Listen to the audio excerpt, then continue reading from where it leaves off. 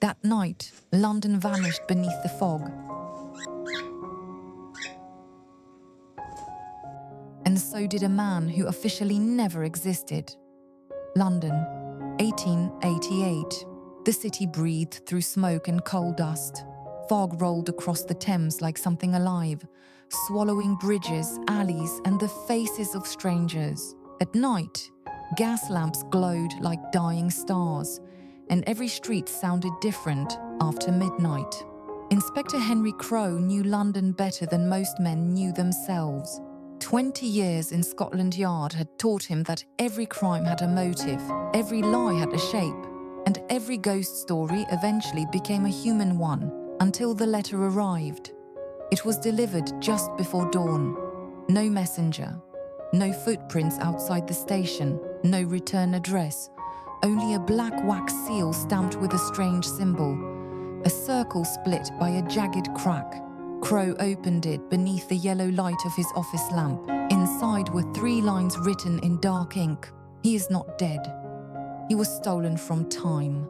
And you are already 3 days too late. No signature. At first, Crowe almost laughed. London attracted lunatics the way the river attracted corpses.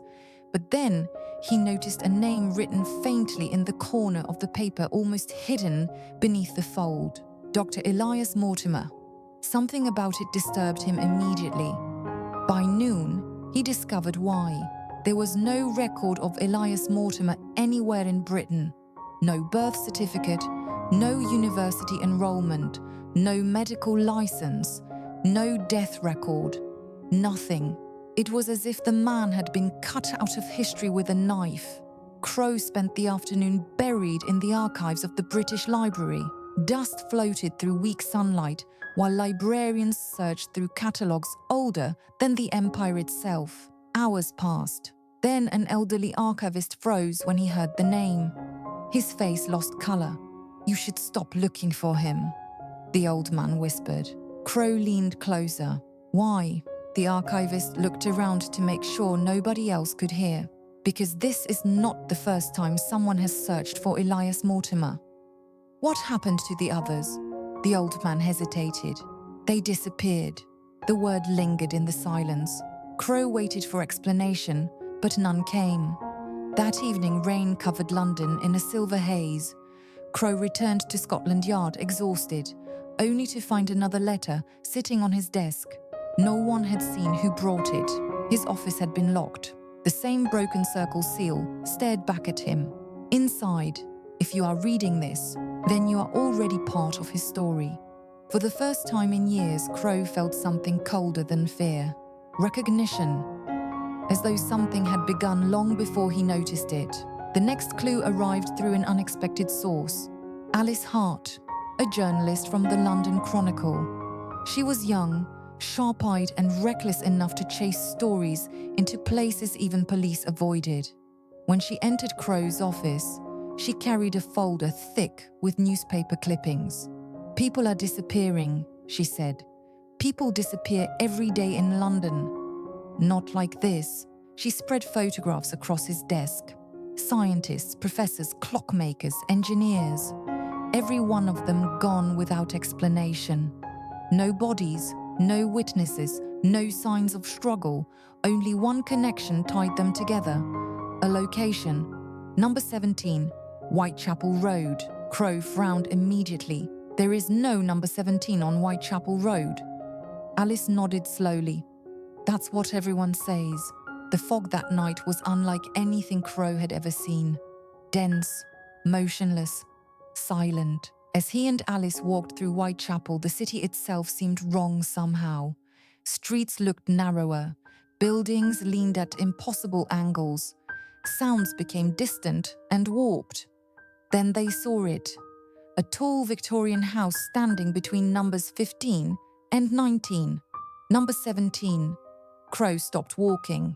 "I've been down this street 100 times," he muttered. That house was never here. Neither of them moved for several seconds. The windows were dark. The brick walls glistened with moisture. And somewhere inside, faintly, came the sound of ticking clocks. The front door opened by itself. Inside, the air smelled old, not dusty but ancient. Portraits covered the walls, except every face had been scratched away.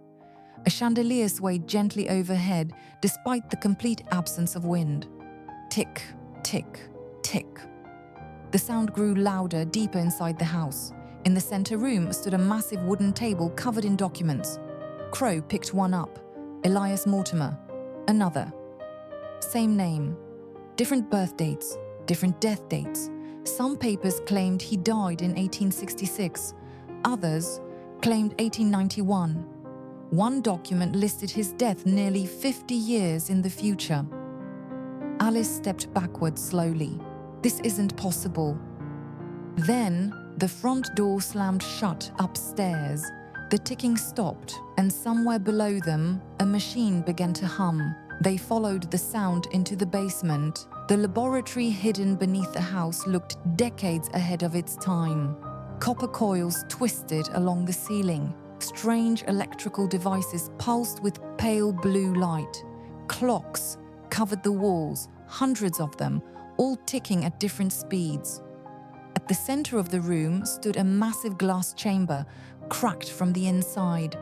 Above it, written across a metal plate, Project Kronos. Crow felt the temperature drop. Papers scattered across nearby desks described impossible theories about time fractures, temporal collapse, and memory erosion. Alice's voice trembled as she read aloud. He believed time could be wounded. A voice answered from the darkness. It can. Crow turned instantly. A man stepped into the pale light. Tall, thin, wearing a black coat. His face looked unstable somehow, as though reality struggled to hold it together. Every movement blurred slightly, like a reflection disturbed by water. "You're Elias Mortimer," Crow said quietly.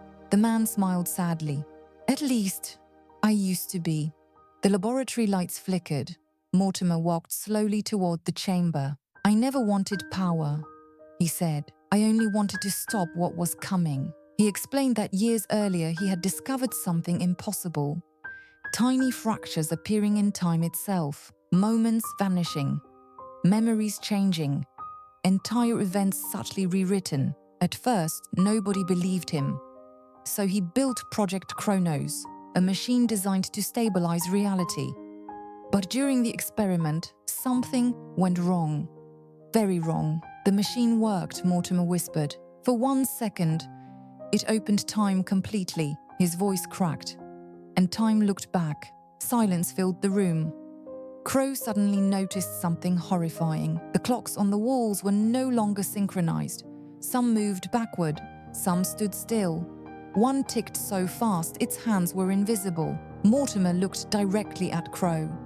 "Do you know what happens when a human being becomes disconnected from time?" Crow said nothing. "You disappear," Mortimer answered softly. "Not physically, completely." He stepped closer. "No records, no memory, no history. The world corrects itself as though you were never born." Alice stared at him. "That's impossible." Mortimer gave a weak smile. "Then why can nobody remember me?" The laboratory shook violently. Dust fell from the ceiling. Somewhere above them, London groaned like a living thing. Mortimer's expression darkened. "The fracture is growing." Suddenly, the wall beside them flickered. For half a second, the entire room vanished. Crow saw another version of the laboratory. Abandoned, burned, empty. Then reality snapped back. Alice gasped. "What was that?"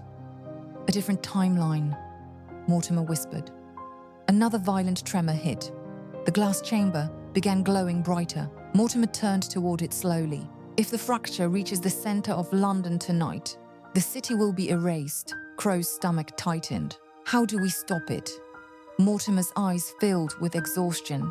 "The fracture is attached to me now. The machine must seal me inside the collapse." Alice stepped forward immediately. "That will kill you." Mortimer looked at her quietly. "No," he said. "It will erase me." The difference terrified her more. Outside, the house began shaking harder. Cracks spread across the ceiling like lightning. And then Crow heard it. Screams. Distant, muffled, coming from outside in the fog. Mortimer looked toward the streets above them. "It's already starting." Crow ran upstairs. The sight outside froze the blood in his veins. London was disappearing. Entire sections of the street faded into white emptiness. Buildings dissolved like ash in water. People wandered through the fog in panic, and some simply vanished mid-step without sound. The shadows moved closer within the fog outside. Featureless figures. Silent. Waiting. Alice whispered, "Dear God." Mortimer looked at Crow. "There's no more time." The chamber doors opened with a deafening metallic sound. Blue light flooded the laboratory. The shadows outside began pounding against the walls of the house. Boom, boom, boom. The clocks spun wildly. Reality itself seemed to bend around the room. Crow looked at Mortimer. "If you do this, nobody will remember you." Mortimer smiled faintly. "That's the price of repairing time." Then he looked directly at Crow. "But someone must remember the truth long enough to finish it." Before Alice could react, Crow stepped toward the chamber. "No," she whispered. He turned toward her. "If he enters alone, the fracture may stay open." The walls cracked violently. One of the shadow figures forced its arm through the front door upstairs. Crow took a breath, then stepped inside the chamber beside Mortimer. Alice's eyes filled with panic. "Henry!" The chamber door slammed shut. Outside, the shadow shrieked. Mortimer activated the machine. For one impossible moment, Crow saw everything. London across centuries. Wars, fires, births, deaths, millions of lives unfolding all at once. Then he saw the fracture, and inside it, something watching, something ancient, something that should never have seen humanity. Crow realized with horror that the machine had not merely opened time. It had opened a door, and the last thing Crow heard before reality shattered was Mortimer's voice. "Close the door." 1 week later, Scotland Yard officially declared Inspector Henry Crow missing. No trace of him was ever found. Newspapers printed ordinary headlines. Life continued, but Alice's heart never forgot. Every night she returned to Whitechapel Road. There was no number 17 anymore, only empty space between two buildings, until one evening, just before midnight, she noticed something lying on the pavement. An envelope, no address, black wax seal, a circle split by a crack. When the fog returns, do not follow the shadows. Thank you for listening to my story to the end. I hope you enjoyed it. Watch it to the end and see the finished painting, which I also painted.